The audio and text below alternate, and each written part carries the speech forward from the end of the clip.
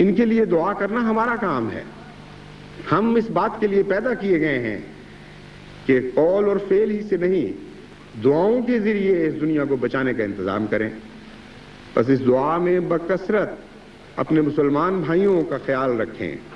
فلسطین کے لیے بھی دعا کریں اور لبنان کے لیے بھی دعا کریں، سعودی عرب کے لیے بھی دعا کریں اور یمن کے لیے بھی دعا کریں.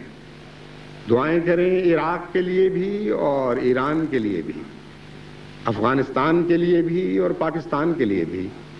ایک ایک مسلمان ملک کا حال اپنے ذہنوں میں حاضر کر کے درد کے ساتھ، تڑپ کے ساتھ ان کے بچنے کی دعائیں کریں. یہ امت مرحومہ بہت ہی مظلوم ہے، آج اتنے دکھوں کا شکار ہے کہ بعض دفعہ راتوں کو بے چین ہو کر میں خدا کے حضور گریہ گزاری کرتا ہوں، اے میرے مولا ان کو بچا لے. یہ ہم سے نفرتیں کریں تو کرتے رہیں، لیکن ہماری محبت پہ آنچ نہیں آئے گی. ہم تو ان کا سکھ دیکھ کر ہی راضی ہوں گے، ان کے دکھوں سے ہم راضی نہیں ہیں.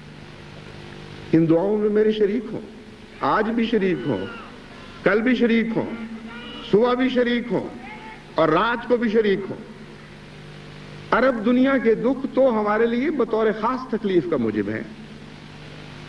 محسن اعظم ان لوگوں میں پیدا ہوا جس نے ہمیشہ کے لیے سارے زمانوں پر احسان فرمایا.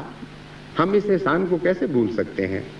آج اگر ہم روحانیت کی لذت پا رہے ہیں، آج اگر ہم خدا سے آشنا ہیں، تو عرب قوم ہی میں وہ ہمارا آقا اور محسن پیدا ہوا تھا جس کے نتیجے میں آج ہم خدا آشنا ہو گئے.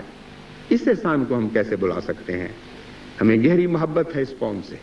ان کے دکھ ہمارے دکھ ہیں، بلکہ یہ بھی ممکن ہے کہ ان کے دکھ ان سے بڑھ کر ہمارے دکھ ہیں. ان کے دکھ تو تقسیم ہو چکے ہیں. یہ تو اندرونی نفرتوں کا شکار ہو کر بعض اربوں کا دکھ محسوس کر رہے ہیں اور بعض اربوں کی دکھ میں خوشی محسوس کرنے لگے. مگر ہمارے لیے ان سب کے دکھ ہمارے دلوں میں جمع ہو کر ایک دکھ بن چکے ہیں. اس لیے بہت دعائیں کریں اور کثرت سے دعائیں کریں. جہاں تک ہمارا تعلق ہے، ہمیں کوئی خوف نہیں.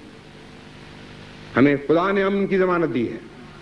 قرآن ہمیں بار بار یاد کراتا ہے، الا ان اولیاء اللہ لا خوف علیہم ولا هم یحزنون. بس ہمارے دکھ غیروں کے، دوسروں کے لیے ہیں، ہمارے خوف دوسروں کے لیے ہیں، ہمارے حزن دوسروں کے لیے ہیں. بکثرت دعائیں کریں.